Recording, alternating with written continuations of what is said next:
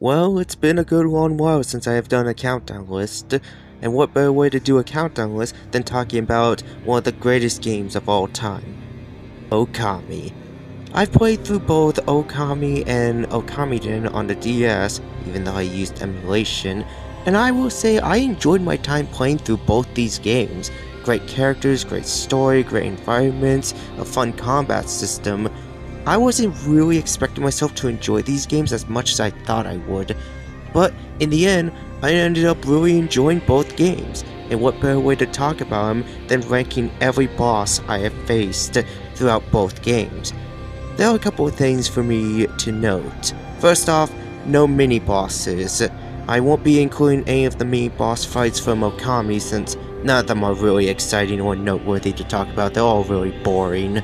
Secondly, I will be ranking certain fights separately, like the final boss fight of Okamiden since I have mixed feelings about the first half and the second half of the finale.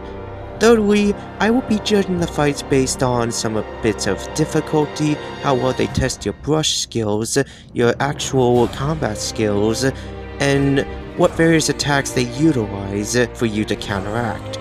There are many fights throughout both games that are quite fun and alright for the most part.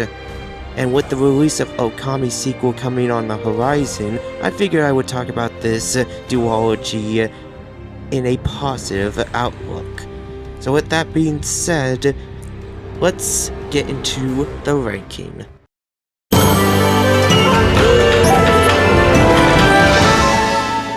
And the reward for the worst boss in Okami goes to...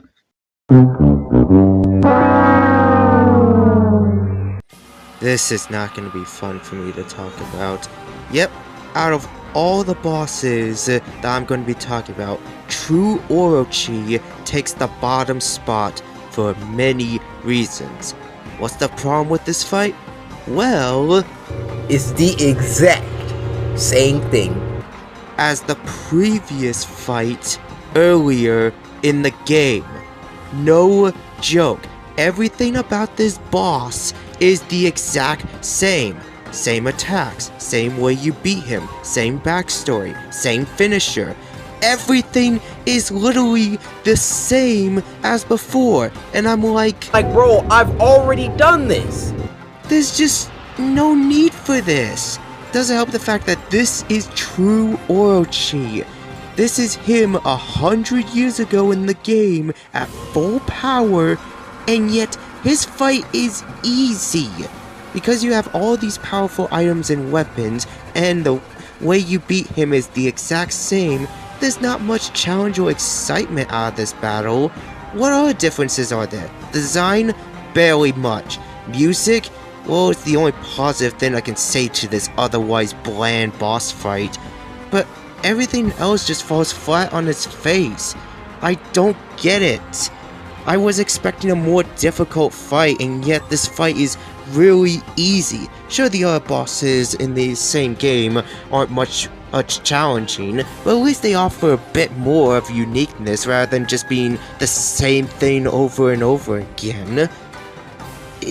I just don't know what they were thinking. There's no excuse to make us refight this boss again, especially since we are going back in time in this level.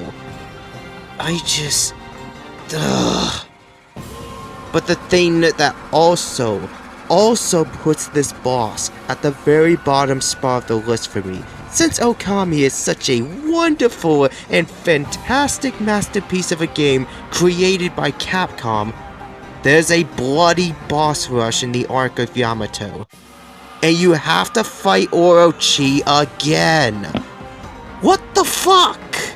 Seriously? Look, twice was a bit overkill, but 3 times? It doesn't help the fact that he's one of the longer boss fights in the whole game in the first place. Sure, you might argue that we also refight nearly every other major boss in the boss rush, same with Okamiden, but at least we actually fought all of these guys once, and not the same thing again. Here, True Orochi has no excuse for this nonsense. I wouldn't be bothered by refighting the same boss again, but Nothing is different. I can't let this slide, and I can't rank this fight any higher than number 18 at the bottom spot. So, in my personal opinion, this fight deserves to be one of the worst in the series.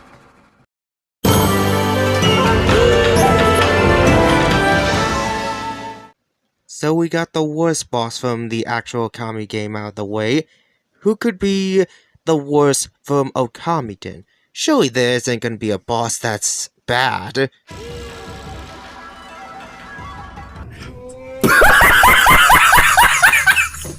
Okay, what is this?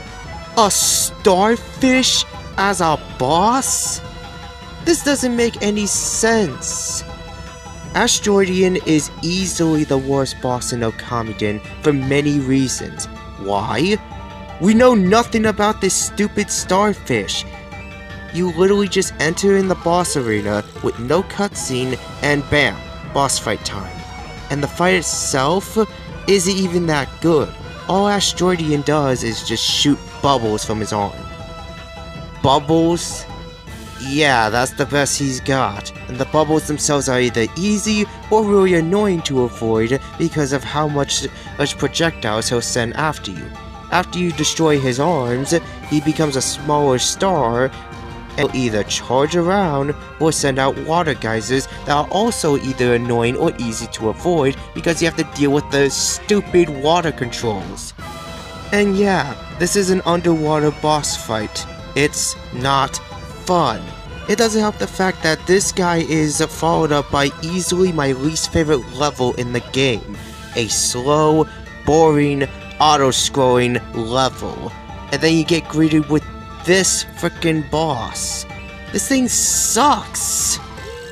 But the only thing that prevents this boss from even taking the very bottom spot, at least you don't fight him in the boss rush. But even then, that's not saying a lot since I never want to fight this stupid Patrick Star reject ever again.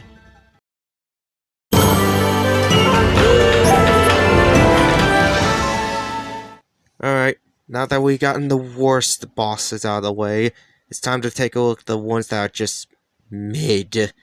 So, who's starting up this list? Another boss from Okami named Mizuchi. What's the deal with this dragon in the frickin' ice wall? Well, he's the guardian of the mystic Amber. He was once known as protector of the seaside village before he defected to Orochi when his village was raised in endless wars and despair of humanity. So he ended up freezing himself and encased in this ice cavern. Yeah, the backstory is kinda weak. Same with the actual fight against this dragon. Since he's stuck in the wall, the best he can do is either bite you, or rain down stalactites, or breathing more ice attacks onto you. So, how do you beat this guy? Well, there's a stalactite that's under his head, and you have to use slash to impale him, which I ain't gonna lie, if this wasn't a video game, he would easily be killed. I don't think anything would survive that. Anyways, you get him stuck and you have to use Manpuku inside a cannon to fire him at Mizuchi in order to do some good damage.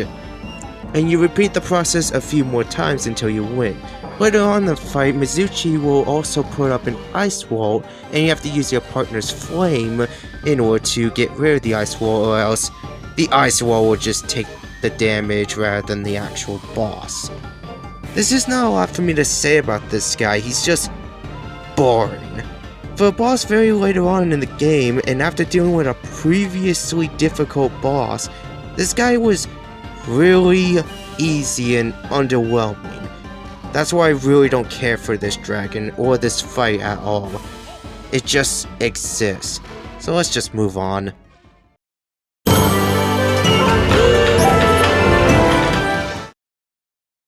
Up next is another boss from Okami.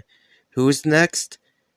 Well, our main antagonist of the actual game, Akuro. I'll be honest, I really wasn't a huge fan of the first phase of this fight. Same with the villain himself. The deal with Akuro is that he's a spirit of pure darkness who aims to find a vessel of light to become more powerful enough to shroud the world in darkness. It's also revealed that he was the source of Yami's power and wants to follow in Yami's legacy. Throughout the game, he tries to shroud the world into darkness, and to become more powerful enough, he needed the blood of Orochi and a vessel for him to take control. He's just your typical generic villain that wants to destroy the world kind of stuff, and it didn't really pique much interest in me. Same way his design is kind of generic in my opinion. And as for the fight, well, he serves as the first half of the final boss, and he's just another generic hands and head boss. Okay, what is this being a common trope? And as for the fight himself, well, he just kind of sits there being a damage sponge and uses his hands to either smack you around, slam down, or cause holes in the arena. He also activate his charge-up attacks that you need to counteract using your elemental brush abilities to not only stun him, but to prevent him from unleashing these attacks as they do serious damage to you. Some of his attacks can be avoided, but it's recommended not to have them be activated at all. But as for his charge-up laser attack, do not ever let him use it.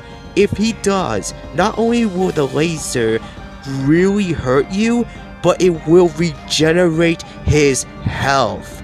I learned that the hard way, and it wasn't fun getting hit by this attack.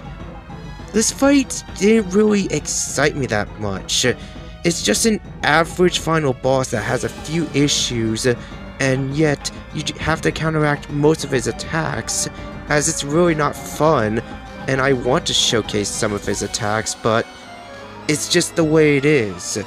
This first phase didn't really leave a very good impression for me to what to expect later on for the finale of this game. But hey, at least the second half actually made up for it.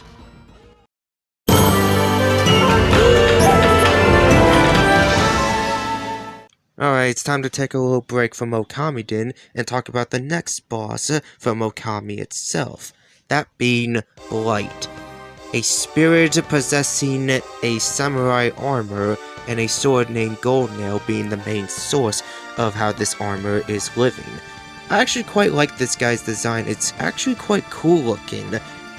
His whole dealio is that he's a virus in the Emperor's body, and he's the main source of spreading a noxious gas that has been weakening the people in Zen City. Overall, I say he left a pretty solid impression, but then there's the fight against Blight. The deal with this battle is that Blight will charge towards you very fast and can really hurt you, and sending out multiple swords to try to hit you. The dealio here is that you need to use time slow in order to counteract his charge attack and damage the armor, but you have to damage the sword as is the main health bar of the boss. And as for the spinning sword attack, you have to use slash in order to counteract the said swords. But you also have to do it on the blue one, as it's the main way to stun him and do some good damage. Sounds fun, right? Well, that's the thing. This guy only has 2 attacks in the fight. 2? Why couldn't he have more than just 2 attacks? It's a shame too, because I think this boss is cool looking, and he's the 3rd boss of the game, yet he only has 2 attacks. That's kinda lame, which makes him a really mediocre boss, and it's that he's the quickest to be done with in the boss rush. But it is what it is.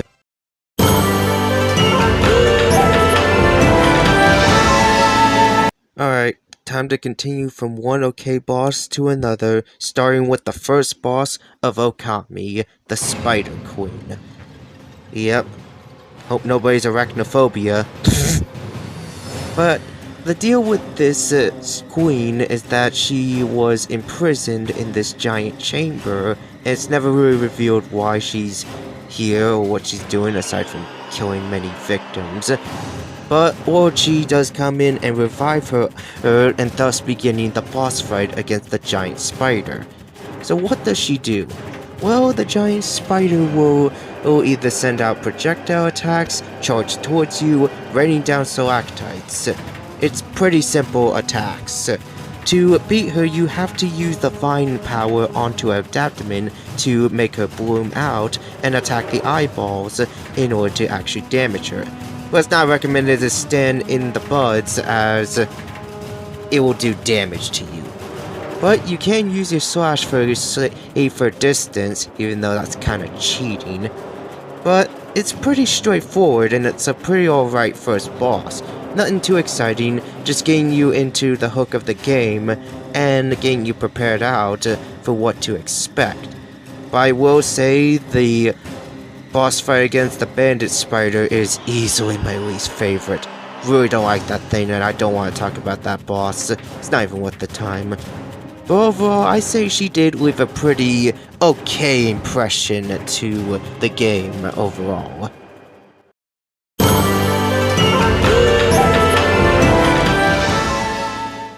Honestly, the placement for the first bosses in both games could be swapped and nothing much would change.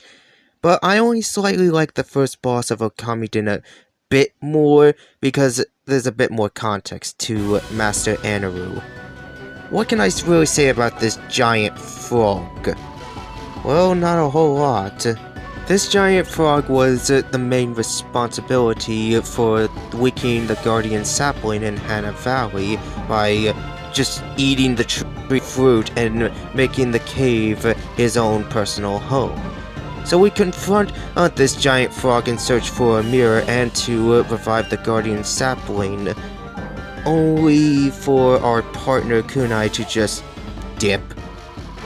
Well, that's fine, I guess I'll fight this giant frog myself. It's not like I really wanted your help or anything. But it's not really much of an issue. This frog's attacks are pretty simple. It will try to headbutt you, use its tongue to try to smack you around, and inhale you in. Once you damage him enough times, you have to do a slash on his belly button, which, of course, why not, and make him puke out a giant orb out from his belly. So, what are you supposed to do with this? Well, luckily, your partner Kunai does come back after realizing what he just did, and he's willing to help us in this fight. Now you have to guide Kunai holding the orb to these glowing spots to do damage to the giant frog. But you also have to keep Anura occupied, as him messing with your partner will lead to your partner's death. But it's pretty straightforward and easy to get the handle of. Repeat this a few times and then you'll beat the first boss of the game. I'd say this fight does offer a bit more merit to it because of how the gimmick and function works on how you beat him, a bit more than the Spider Queen. And I say it was quite a nice surprise to see an actual first boss that's alright for the most part. But hopefully we can get out of the alright part and actually get to the good stuff.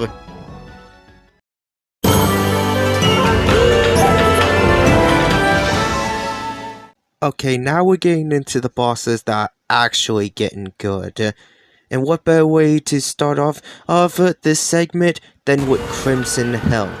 There's quite a bit to say about this boss, his menacing design and interesting backstory. He was created from the pool of true Orochi's blood, bit disturbing there, and he moved to Taka Pass and waged war against the Satomi house for 100 years.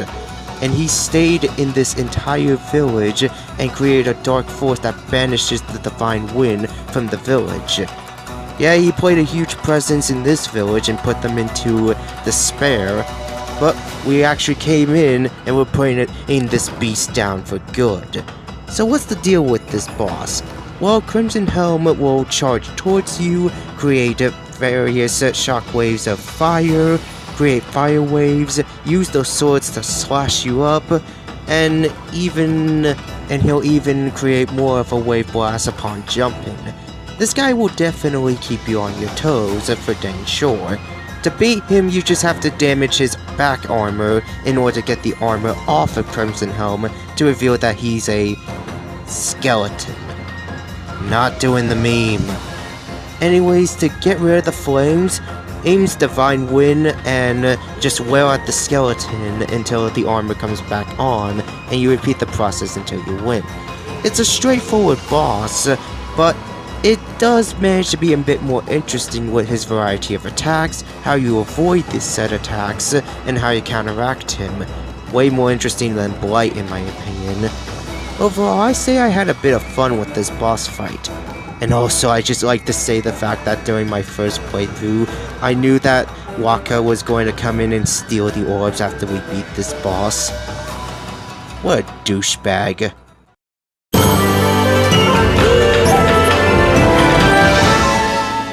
From one solid second boss to another, I figured we get to talk about the Witch Queen from Okami. I will say her backstory is a bit weak.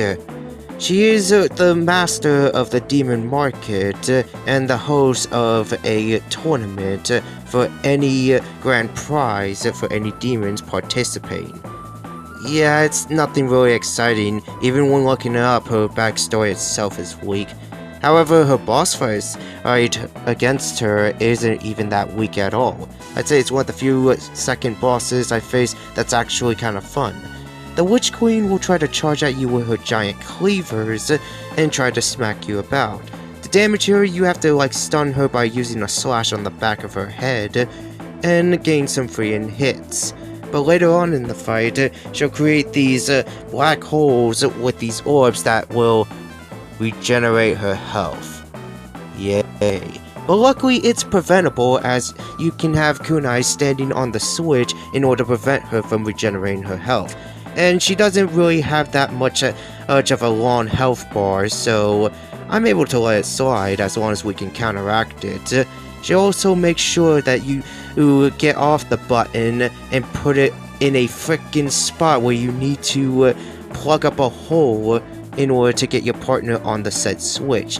You can destroy the objects that she will inhale for healing, but you also have to be protective of your partner, as she'll try to breathe fire at kunai in the process. But if you're able to counteract, you'll get her distracted and more focused on you, and you can be able to try to counter her attacks. It's a pretty simple and straightforward first battle, second boss, but I say it does its job very well in my opinion, and one that I had quite a bit of enjoyment over.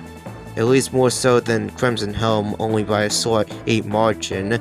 I will say it's kind of funny that we do come back here and she's just all beaten up, which does lead us to a chase segment. At least we don't get to fight her again. Not like I want to anyway. First time was already good enough.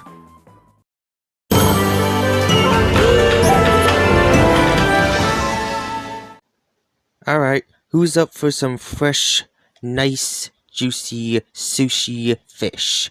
Because up next is Bullhead from Okami. We got a giant catfish here, and I'll have to say his backstory is a little iffy. He's responsible for stealing the dry and wet jewels from Namina, and believing in a legend that he will become a dragon if he swims up a waterfall with these jewels. I'll give him points for dedication and the idea of his plan, but yeah, iffy little backstory aside, the boss fight itself is a bit fun at times. The deal with this giant fish is you have to utilize the vine ability to grapple his tongue onto the vines in order to slice him up into fresh sushi.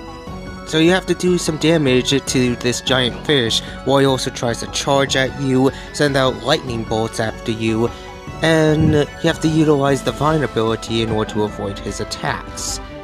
Later on in the fight, after you do enough damage to his health, you have to travel your partner to the other side of another mountain while preventing Bullhead from attacking your partner.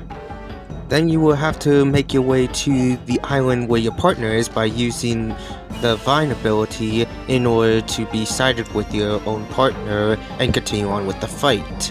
Later on, he'll also put up barriers where you have to traverse your own partner around on these barriers while preventing this giant catfish from just turning your friend into food.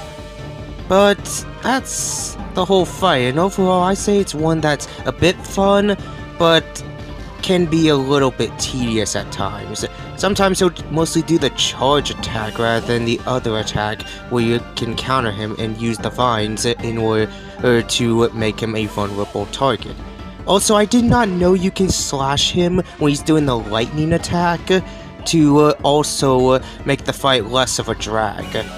That I did not really know about, and I wish I did because it would have made this fight in the boss rush less tedious than it already was. But even then, it was still a nice fight to go through, and we do save our partner Kunai from this giant fish. So I say it was kind of worth the hassle going through.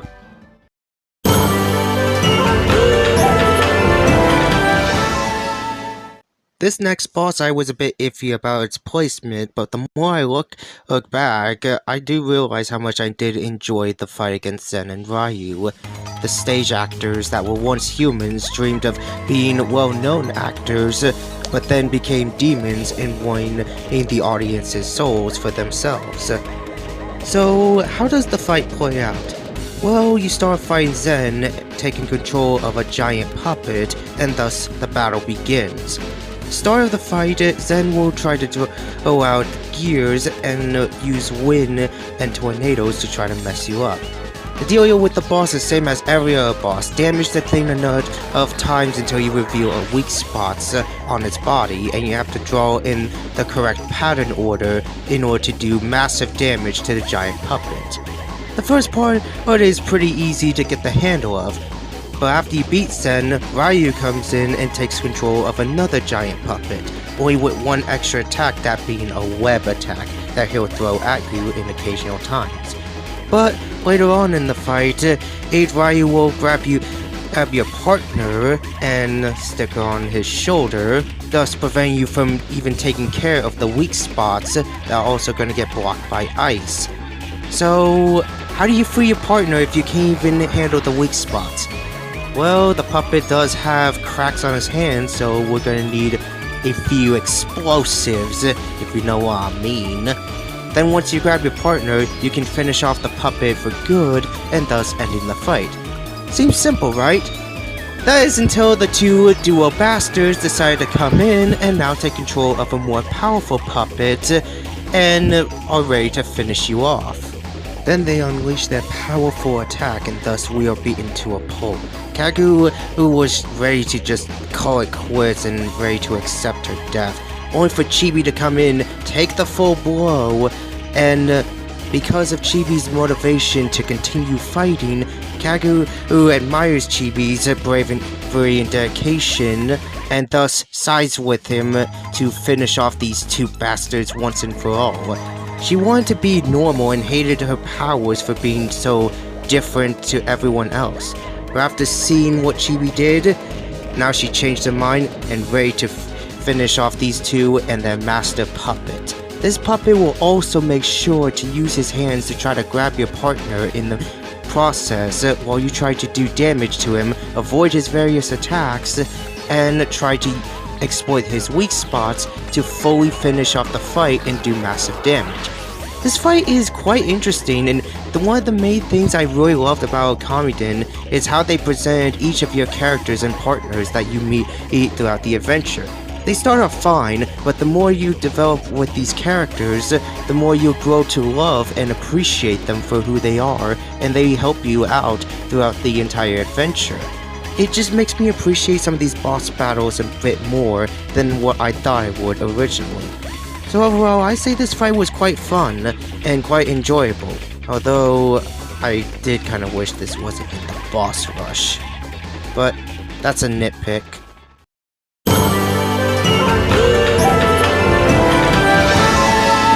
It's now time to talk about the ancient demon, the one who has 8 heads in the form of a building, one that rages across the world, is feared across to everyone, and thus received this name, Yamata no Orochi. This ancient serpent has various attacks that he'll try to utilize and try to bite you in the process. Well, wait. That's the wrong footage! Now change it! Sorry about that.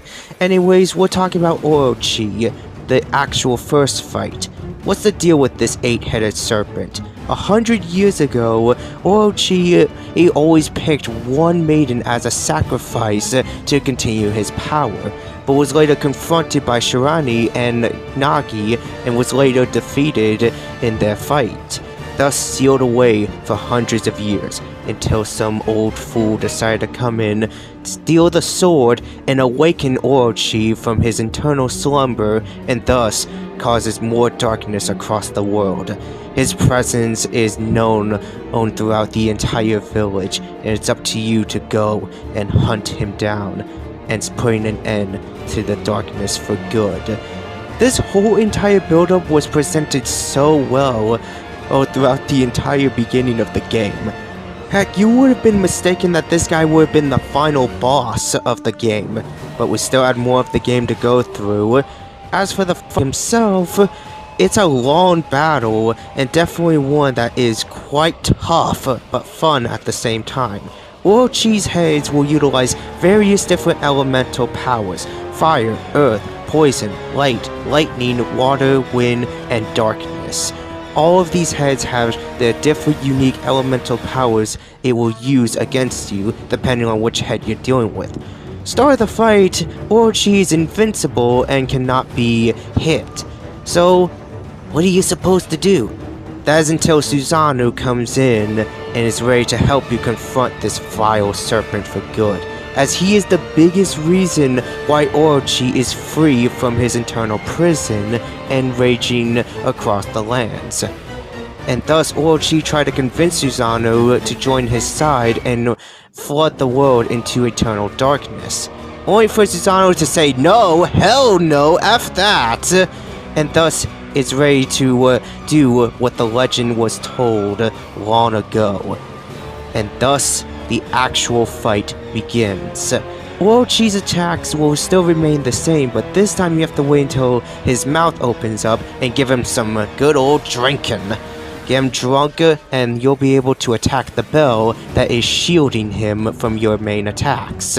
Once you destroy the bell, now the real fight begins, as you can now damage each of Orochi's heads while avoiding their various attacks and meteors coming from the sky. This fight is quite hectic and tough, especially for an early game boss, but it's one that I actually had a lot of fun with, and definitely one that will keep you on your toes with the items that you have. What makes this battle so good is that it works well in the story context as well, and that finisher was definitely nice. Slaying off all of Orochi's heads and seeing Susanoo just landing the killing blow was definitely something that I call epic.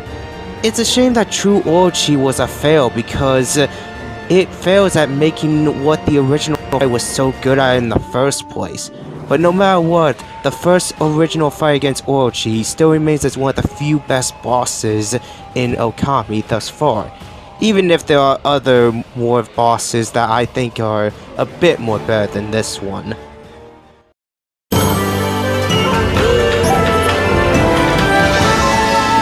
Next up on the list is... You two-tailed troublemaker! She actually has 9. No! Whatever. Anyways, we're talking about Ninetailed Fox. Boy, what a beast. Ninetails will shoot out fireball projectiles, use their tails to try to smack you around, and... Huh? I had the footage right, didn't I? Change the footage! You're confusing the audience! That's better. Listen. Anyways, back to Okami. Sorry about that. What is there to say about Ninetails? Well, she was once the ruler of Oni Island and was promised to be the lord of Raishima Coast, but that plan didn't really work out. But to continue her plan, she personated a priestess in order to get the fox rods, and get close to Queen Himiko just to kill her and gain more control of the island and preventing our characters from even finding it. But later on, you do find the island and a constellation? Okay. Only to reveal that it's actually Ninetails and ready to confront you face to face. And thus, the battle begins. This boss fight is also quite a difficult fight to go through, and one that I have a bit more fun with as it utilizes more brush skills and such in order to confront this nine-tailed terror. What can Nine-tailed Fox do? Well, she can use her sword to try to smack you about, use her tails to shoot out projectiles, or also smack you about and also hit you from the ground. And she'll also use her sword to charge up a major attack. You have to use the lightning ability to give her a quite shocking representation of what happens when you mess with us, and have to deal with a bunch of goons in the process. These enemies can be a bit of a nuisance to deal with, but with the power of your brush skills, you can handle them with ease. Also, Ninetails is one of the 2 bosses in the series that can actually use the brush skill abilities to create her own attacks and to counteract yours. Here's hoping we actually get a 3rd one in the Okami sequel, although her brush skill attacks is a bit slow for her to counteract yours. So it's kind of a bit of a negative downside, but hey, the fight itself is still quite fun at least. But after you take out all of her tails, she's now reduced to just a generic fox, and she's still trying to kill you. Even with this generic form, she still stands no chance. I appreciate the dedication. This boss fight definitely has a bit more going to it, as you find someone who literally can try to copy your moves and powers. And this was quite a fun boss fight, in my opinion, and one of the few fights I enjoyed from the series. Now, can I not bring up Neo again, please?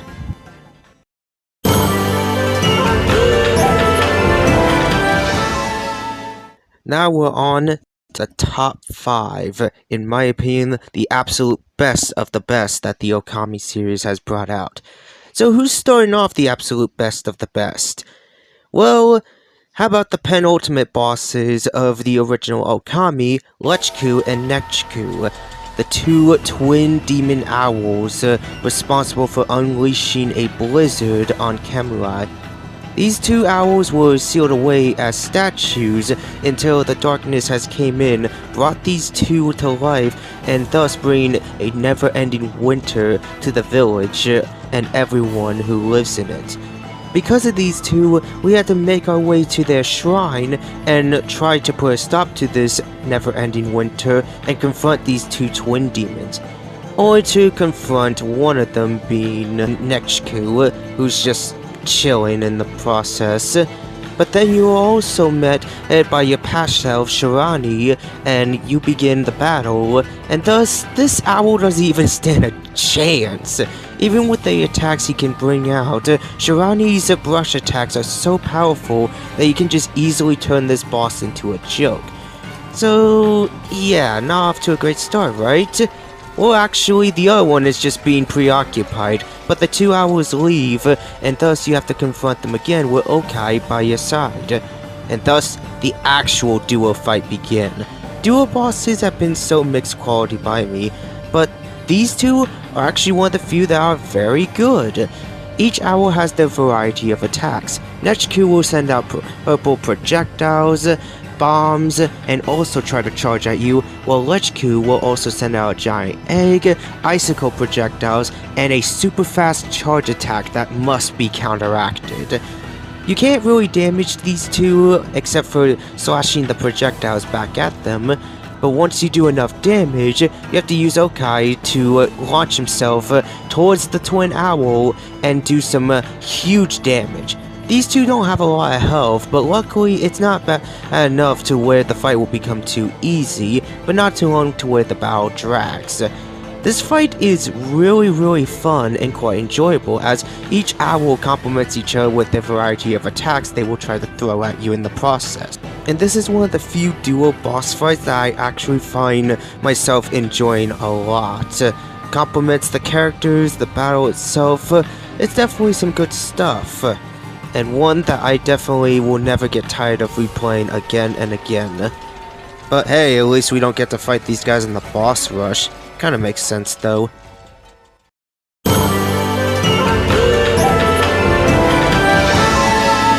From one great penultimate boss to another, it's time for me to talk about one of my favorite characters in the Okami series, Kurow from Okamiden. What do I really like about this character? I was a bit iffy about him, but I grew to really appreciate him. He respects Chibi, great sense of humor, and has really good character development throughout the rest of the adventure. So I say he's easily one of my favorite partners in the entire game. That being said, he does become a boss fight, let alone the penultimate boss of the game. Later on, he decides to side with Akuro and betray Chibi that he would hope to overcome his own fate after what he witnessed with his own eyes. So in this fight, it's very personal, and he decides to whip out his lightsaber flute in an attempt to try to kill you. In this battle, Kurow will use his flute for charge attacks, throw out a sword, fly, and use his own powerful attacks to try to hit you for you to avoid. You have to slash back at his sword in order to stun him. This fight definitely offers a lot more than what you think. Sure, my only complaint with the battle is that it is quite a bit easy. In fact, too easy for a penultimate boss. But I can let the easy difficulty slide, as it makes sense in the bit of story context, as we both don't really want to fight, but we have no choice but to fight our own friend, all in favor of a bunch of frickin' spirit stones and using them for his own gain. And why am I talking about Neo again?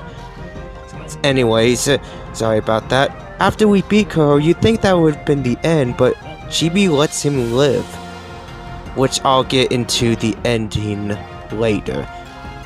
And the music titled Kurow's Fate is a pretty fitting boss theme all around, and one of my favorites in the entire series. This fight really offers a lot more in both story and gameplay context, and I was all down for it. If only I could replay the game and witness this entire scene again.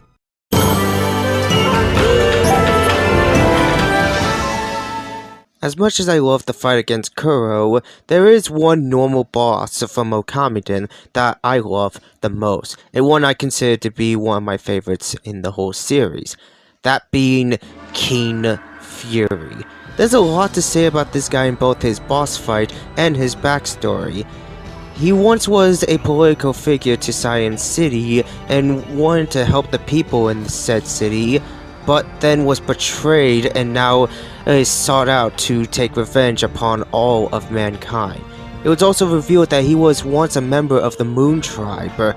It's a shame too, since he was trying to do something good, but he was betrayed, filled with grief and anger, that only now he just seeks revenge.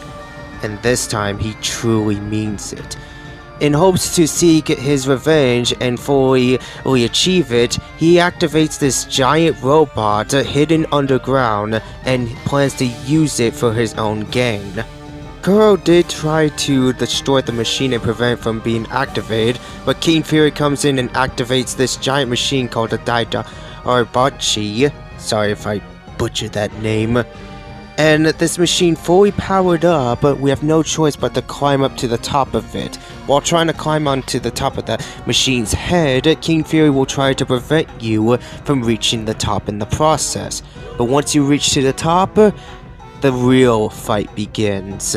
In this fight, King Fury will try to unleash his lightning attacks, try to use his charge attacks to hit your partner, keeping the machine occupied, and send out slip attacks in order to try to mess you up. You have to utilize your various brush powers in order to prevent Fury from attacking Kurow, because If Kurow isn't keeping the machine occupied, the machine's hands will come in and try to smack you about while you're busy trying to deal with King Fury himself. It makes for a hectic and intense battle, and you have to keep an eye on your partner. Once you drain King Fury's health to a certain point, you have to guide Kurow to King Fury himself in order to drain his demonic powers, and thus give you the opportunity to do some good damage to him. During the last part of the fight, he will create a clone of himself, and this is where the hectic part begins. You have to deal with 2 King Furies while maintaining your partner and the machine's frickin' hands coming in. It's hectic and crazy. It was amazing. I really enjoyed this battle as it definitely kept you on your toes, and you have to keep damaging the real King Fury while dealing with the doppelganger clone. This fight just offers so much fun and adrenaline to me that I rarely seen a boss from Okami actually gave me this much excitement, aside from the previous entries in the top 5. So overall, I say this guy is one of the best bosses in Okami by far, and one of my favorite boss fights in the entire series, and I was all down for it and would have loved to replay this fight again. But now, we're done with the 3rd entry.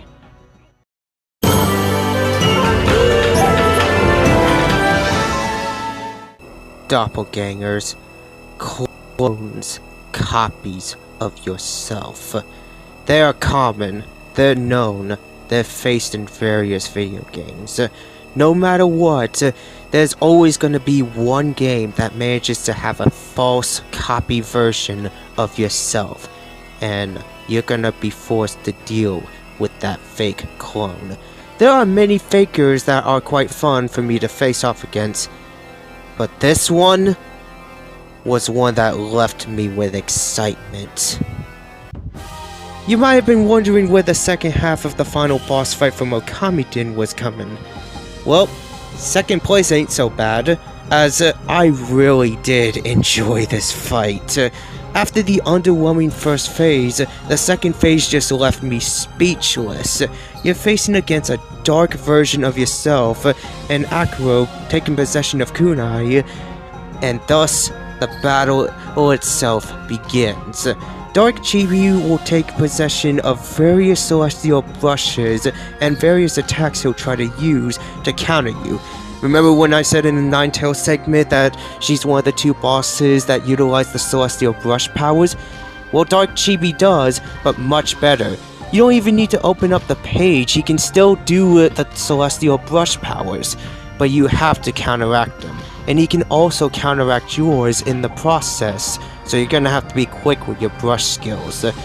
This fight definitely keeps you on your toes, as Dark Chibi will utilize various elemental powers and attacks that you have to avoid and counteract. After draining him to certain health points, he will unleash a full eclipse of darkness, and thus you have to avoid his devastating attacks that he'll throw at you. In order to counteract this dark aura, you have to damage Dark Chibi, or actually stun him, and create a sun before he actually gets unstunned and counteracts your brush skills, and thus giving you the opportunity to damage him. You're gonna have to take the opportunities you can to damage this boss, because this fight is hard. Easily one of the more difficult final bosses I've dealt with, but man was it fun. I enjoyed this final boss so much, almost to the point I really wanted to put it at number 1, because it nailed down everything I like about a final boss, and one of the few doppelganger fights that are actually good. And the music, while I do prefer the name Eclipse more, is a very intimidating and fantastic final boss theme.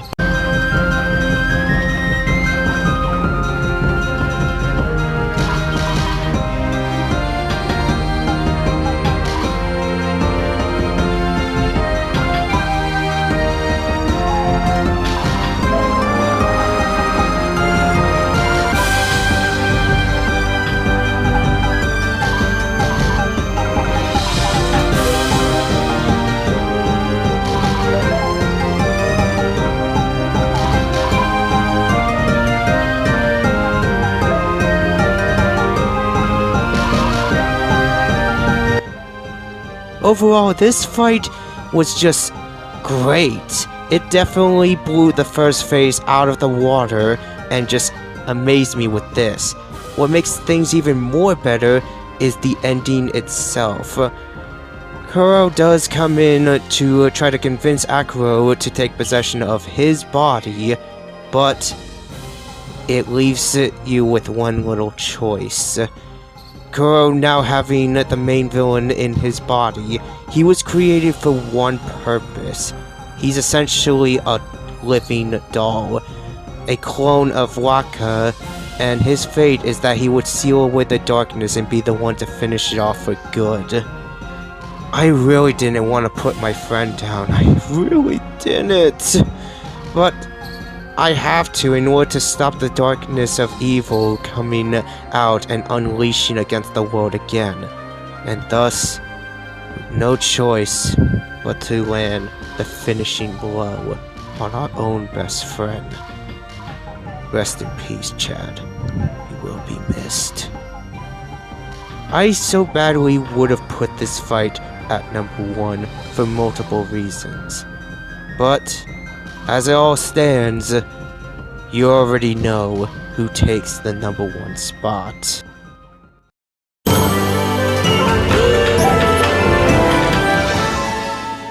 When I first heard about this boss, I was ready to see why people really loved this fight. You already know who's number 1. And out of all the bosses I have faced, this one took a lot of time for me to think about his placement. But in the end, he definitely deserves to be number 1. That being Yami, the Emperor Ruler of Darkness. This mysterious being that has very little presence, only been mentioned, and thus leaves you with an intimidating aura of mysteriousness. You wouldn't even think much about this guy, but when you confront him, this is who you're facing off against. A giant ball machine with a tiny fish inside. But it just showcases the symbolism that all evil can start off small and just expand out into a bigger being. And thus, as he takes away all of your celestial brush powers, ends up annihilating Waka in exchange, and thus the actual fight begins. What is there to really say about this battle? Yami has a total of 5 phases throughout the entire boss fight. In phase 1, he'll try to spin towards you, use his giant hammer, and create holes in the floor. To beat him, you have to damage him enough times to get some of your celestial brush powers in order to utilize your powers to counteract him. He'll also shoot out missiles in the first phase, and will continue that for later phases of the fight. But after you damage him enough times, the next phase will begin. In phase 2, he'll turn himself into a flaming ball trying to charge towards you and utilize his various platforms to either smack you about or for you to hop on to try to damage him in the process. All the while you're trying to get more of your celestial brush powers to counteract his various elemental attacks. In phase 3, he becomes a literal slot machine, where he'll send out different projectiles depending on what the slots roll. Ice shards, fireballs, electric balls, and also purple projectiles that you have to reflect at in order to actually do damage to Yami. There are chances the slot machine will give you your celestial brush abilities to help you out a bit more in the fight, which is quite useful. The third phase can be quite tricky with all the various projectiles and such that you have to counteract. In phase 4, he grows legs and arms. Kind of a bit silly. This phase can be the hardest bit out of all the previous phases, as he'll use his whip arms to try to smack you about, electricity power, and thus trying to attack you at range. This phase can be tricky to try to damage as well and get the handle of, but once you get the lightning brush to counteract his attacks, it'll give you perfect opportunity to damage him and ending the 4th phase, which you think would have been the end, right? Well, no. There is one more phase. and he makes absolute sure that you don't stand a chance. He takes away your powers, he leaves you weak and vulnerable, and thus all hope seems lost. But you stare at defeat, and hope is rising. Thanks to our good old friend Ishin, being the absolute Chad that he is, he manages to inspire people about you, Amuratsu, and definitely giving you higher hopes and the power to face against this ancient evil of darkness.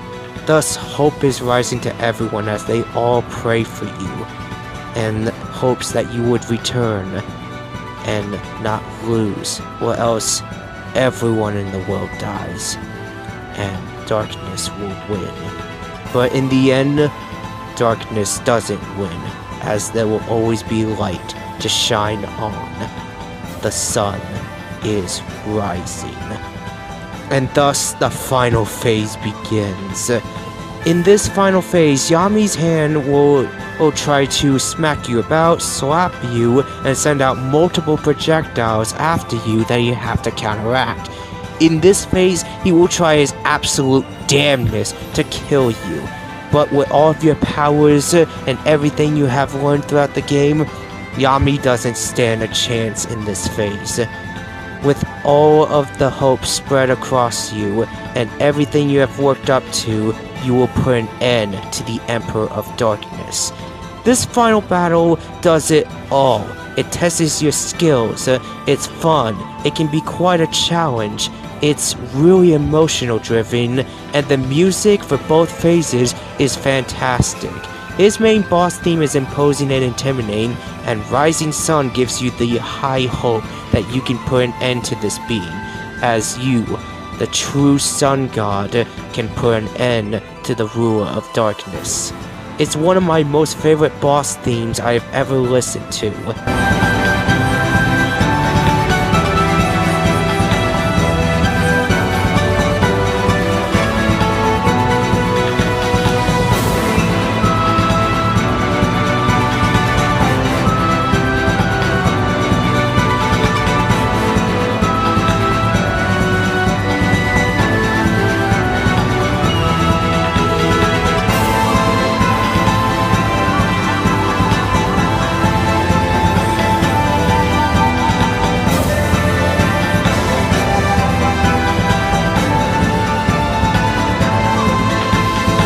Overall, Yami does deserve the spot of being the absolute best boss in Okami, and unless the Okami sequel says otherwise, nothing can top this giant orb of mass destruction. Well, that's the end of the list. Not gonna lie, this took quite a while to make, as I did have a lot of thinking, and it's gonna take a good long while before I continue another countdown list. But I did have fun making this. What do you guys think? Do you agree or disagree? Share out your thoughts in the comments below, and I will be interested in reading what you all think. I hope you all really enjoyed as much as I enjoyed making this video. Thank you all for sticking around, and here's hoping the Okami sequel will actually be good. Until next time. Turn off that light! Can't you see I'm brooding? Oh yeah, sorry.